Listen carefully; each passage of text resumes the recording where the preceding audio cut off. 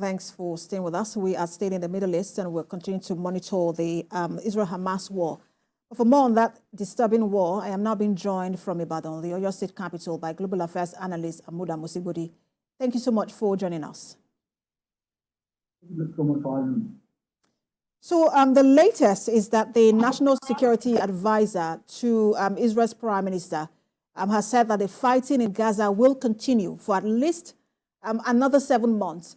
And that's even after ICJ ruling that Israel must halt any military offensive in Rafah. What do you make of this and then the state of the war so far? First and foremost, I think, and I think I've always maintained this, that what Israel is doing is essentially go for a total kill.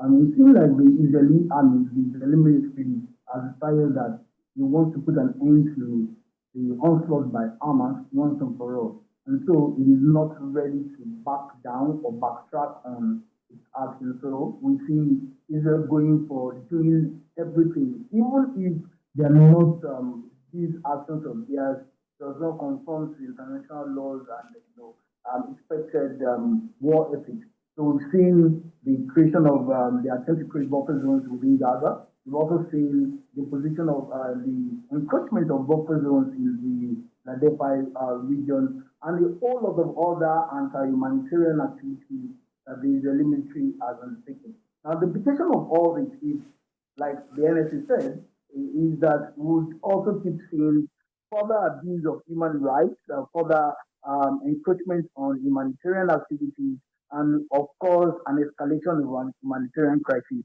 within the region. And if this is allowed to continue, because Israel has also said it has taken over the entire land border in Gaza, but if all of this action is allowed to continue, could it then trigger a further change in the policy of his allies, that's the West, towards Israel? I think first, let's try and understand what a buffer zone is. Buffer zones, using what in international politics is called the billiard ball model, is like a fence between two hostile neighbors. And so the idea of the fence is to prevent a contact between them. Now, when you now invade the buffer zone, okay, why do countries invade buffer zones like that? There are two basic reasons. Number one is either deepening its sphere of influence in the other country, or of course for foreign relations reasons. And we've seen that in how South Africa, also invaded the buffer zone in Angola, just to influence what happens in Namibia. We've seen also how the US way back also invaded buffer zone in Vietnam, northern Vietnam, to influence. And so there are a lot of other examples. Turkey on Syria, during the Assad, particularly using the Assad regime as a base, and so many examples. But the implication of this is that when this is done, you are simply telling the other country, the other state, to also be on the watch. Because when you have invaded the buffer zone, you are simply saying that the other country will be on red alert. And don't forget that there is no lost love between Israel and Egypt, even in terms of their foreign relations with each other. Now, what that also would mean, given in view of as well the ICJ ruling, is that a lot of allied nations will begin to may need to begin to review their relationship with Israel, because Israel is no longer acting as the one who is trying to protect its sovereignty and, of course, its land, but already acting as an expansionist state in this regard.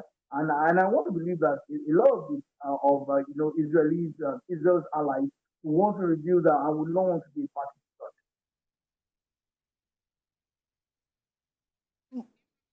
Musibodi, if Amuda rather, is there anything as it seems now? Because we also see how I think it's Angola, Algeria rather, that is also for the opt-in time coming up with a ceasefire, talking about a ceasefire resolution, in the UN Security Council. Is there anything at this moment that can be done to bring an immediate stop to this war, at least guarantee a ceasefire?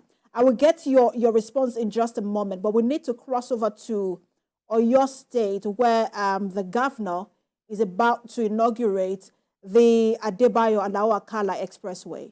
But the news will continue on other platforms.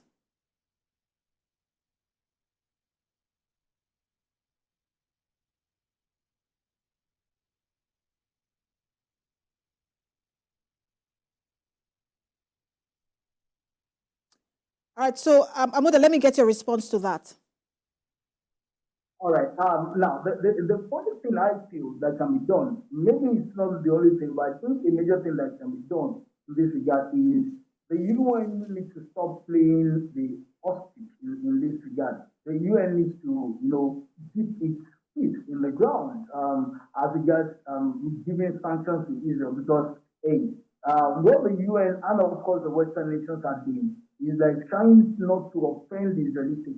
But the way things are going on with the current state of humanitarian crisis in the region and a possible escalation of that humanitarian crisis, there is a need to take affirmative positions, not just more of a lukewarm position as we have it at the moment. They need to be firm about taking a position on Israel. And this is where Israel and the allied nations and of course those countries that are favorably disposed to Israel need to make a position clearly because what is happening at the moment is capable of taking us back to the 60s.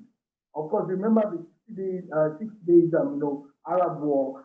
So that is a possibility that we may experience. We are seeing an encroachment which may trigger Egypt, for instance. We also saw in the news in the course of the week an Egyptian soldier was said to have been killed. So you can imagine what that could trigger in terms of diplomatic crisis that may that may come as a result of that action. So there's a need for them to keep, of course, dip their feet in the sand on this and not the lukewarm attitude or approach that we have been getting so far.